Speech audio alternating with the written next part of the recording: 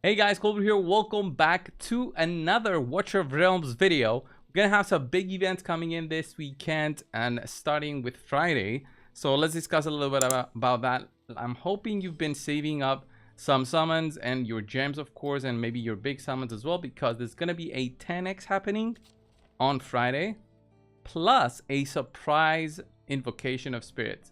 So I believe invocation of spirits, it means the blue shards only. And if you can get one legendary hero, it's going to give you one extra. That is going to be huge, actually.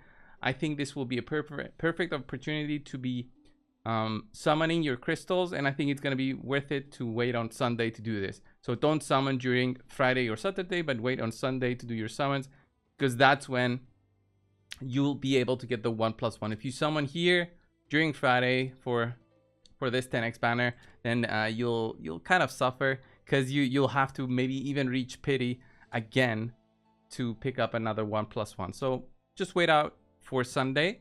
And there's two, I believe they're new legendaries that have been added to the pool with this, and also the big event that is starting with the festive frenzy as well. You'll be able to acquire these rampage medals, which you'll be able to redeem from the shop throughout.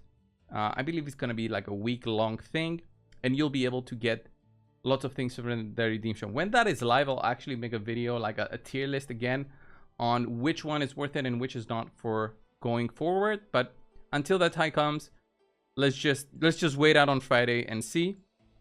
The Vault of Sands and the Duel of Champions are also something you can compete in during that time. And the Odyssey of Dreams, this is very interesting. You'll be able to use the Fabled dice to pick up these medals, and then there's also grand prizes in there, such as legendary summoning crystal shards, which you combine together to make one legendary summoning, and even more summonings right there. So quite interesting, but I want to see how this will play out when the actual event comes. So let's have a look at the 10x heroes, both Valyria and BROKKIR. So getting started with Valyria, she's a chaotic fighter. So if you don't have one chaotic already, maybe this time is a good chance for you to get through the 10x. Since I believe all the other ones where you were only able to acquire them through the red shards, which is interesting. So Nightmare, chaotic. She also has the arena passive right there. Basically reduces the hero's cost in arena by 4, which is nice. And let's look at her talent first. She does burst damage, self-heal, increases attack and defense as HP drops. When HP drops to 30%, the increase peaks at 60% more defense and attack. That's pretty solid. Makes her tanky and also deadly. Deals 100% damage to one enemy. Goes to 120 if you book it out. Skill it up. I mean, her ultimate looks like a lot of rage. 1,000 rage there to actually get this going. So the first time around, you'll be able to get it through. But the second time, I wonder how often she'll get her rage up there to get her ultimate going. So it does have a 16-second cooldown, I believe. Or is that the duration? So 80% extra damage. Each attack consumes 10% of current health and generates 1 stack of power of the sword up to 8 stacks. So you'll drop to 20% health. Is that it? The hero cannot be healed during the skill. When the skill ends, deals 400 burst damage to the main target and 4 targets around them. So big burst damage to the main and another 4 or 5 targets. So you can do up to 120% damage boost, burst damage increase by another 40%. Then you can also reduce the skill cost to 900, and then your initial rage to 700 if you fully skill it up. But that's going to be very difficult to fully skill her up. And then plunging slash smashes the target enemy, dealing 240% damage and inflicting vulnerability physical damage. 20% damage taken. Wow, that's insane.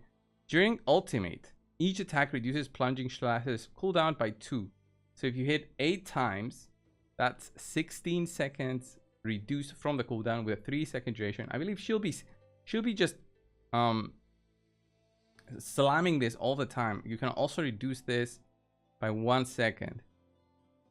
During the ultimate, basic attack reduces the cooldown by 1 second. I'm guessing this one by 3 seconds per attack. Wow, getting this skilled up is going to be huge. For her, potential damage is going to be huge. So I'll probably do the showcase on the test server with her. and do one without any skill books and then one with skill books, just to see the huge damage difference that she'll be doing. Then when HP drops below 30%, restores 2% HP per second. Okay, that's how she heals up. Triggers the following effect instead during the ultimate. The hero enters the unyielding state upon taking fatal damage and dies immediately when the ultimate ends. Ooh, that is nasty. Which can be triggered up to 1 time per deployment. So during the ultimate, you'll be unkillable basically for 16 seconds. For 16 seconds, you'll be unkillable basically if your health drops so low. If you're tanking or something, but then you'll actually die. Even if you're getting healed, you'll actually die. Pretty interesting. Although you'll be able to heal yourself through this passive, you'll die, and then I guess you can withdraw Valyria after that and then put her down on the board again. Maybe together with Volka she becomes better, because that's gonna be like a good chunk of the revival time. So you can drop in Valyria, do like burst damage, tank a little bit, then drop her back, get her back, and then go in to battle again in the future. But pretty solid hero. I don't know if it's really worth summoning during the banner for her, but we'll have a look at BROKKIR as well and see the odds of that being discussed. During the ultimate, increases attack speed by 100. That is big. 100 extra speed. Attack 5% boosted here. With the second awakening, third one during the ultimate ignores 20% of the enemy's defense. That is big. Extra 8% crit rate. And then finally, during the ultimate, there is a 50% chance to accumulate 2 stacks of power of the sword for each attack, up to 12 stacks in total. Burst damage to the main target increased by 50% with each stack after the skill ends. Wow, that is nuts. That is nuts. Yeah, her awakening 5 looks to be insane, but that is extremely difficult to acquire. Extremely difficult to acquire. She looks very solid though. I don't know about these all of these reviews. I would probably only go for her for the artifact material rate, just to have another very strong fighter in the fighters that I have. But honestly, I just want Salazar, not her. Let's have a look at BROKKIR next. BROKKIR, with frost in his veins, hearts, blacksmith freezes those who stay too close and shields allies with ice. So defender, normal, northerner. Reduces adjacent allies damage taken by 10%. If the hero is applied with freeze, the reduced damage is increased to 30%. Oh, so if he's frozen, he reduces damage by 30%. That is very nice for protecting your allies next to him. So default attack, pretty cool. Then frost armor, gains freeze. Oh, so he becomes like an ice cube. And a shield for 80% of max health during the effect of freeze. When the shield is gone, the freeze is applied will end in advance. Okay, so he can get unfrozen pretty fast. Shield strength boosted, and then skill cost minus 100, initial rate plus 400. Yeah, his ultimate will be slow to get the freeze, and also reduce damage by the talent. So the passive, receiving damage, has a 10% chance to inflict freeze upon 2 enemies in range. If this hero has freeze, the chance plus 20%. So if you're yourself frozen and you are receiving damage, you can also freeze them. When you freeze them, basically they can't take any action. That's pretty cool. Sometimes these debuffs have different effects. They might be the same, like a freeze or a slow or a stun, but they might have a different duration. So better always click on these and have a look on how those are. Then when receiving fatal damage for the first time, the hero gains freeze and becomes immune to all damage for 8 seconds. Okay, so that's how Regulus is, as an example of this.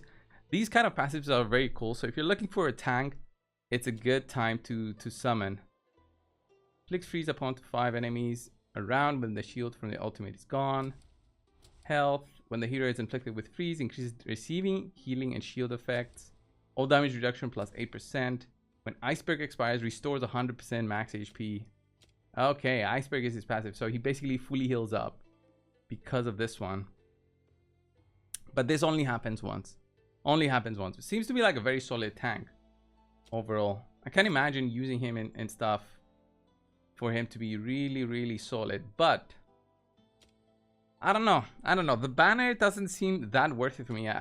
I'm not sure. I'm gonna play around with these heroes. I'm gonna play around with Valyria, especially with some good gear that I have on the test server, so I can show you guys, and you can see yourselves whether it's worth it or not. I'll do one without any skills up, and then I'll try to put in some skills on her, just to be reasonable, because skilling up a legendary does take a lot of these the what are these called? The legendary skill crystals. So these are very hard to get. The dust you could slowly get from the tide. After you reach a point, the tide gives you lots of these, and also epic dust. It's these, the epic skill crystals, which become scarce as you desire to skill up more and more of your heroes. Those become much harder to get. But as you can see, I already have 1, 2, 3, 4, 5, 6 fully skilled up epics with only one. I believe I only have one legendary fully skilled up at the moment. I think I only have my Morrigan fully skilled up. Anyway, guys, this was the video. Thank you all for watching. Subscribe if you haven't already. I'll see you guys soon with a video on Valyria from the test server. See you guys.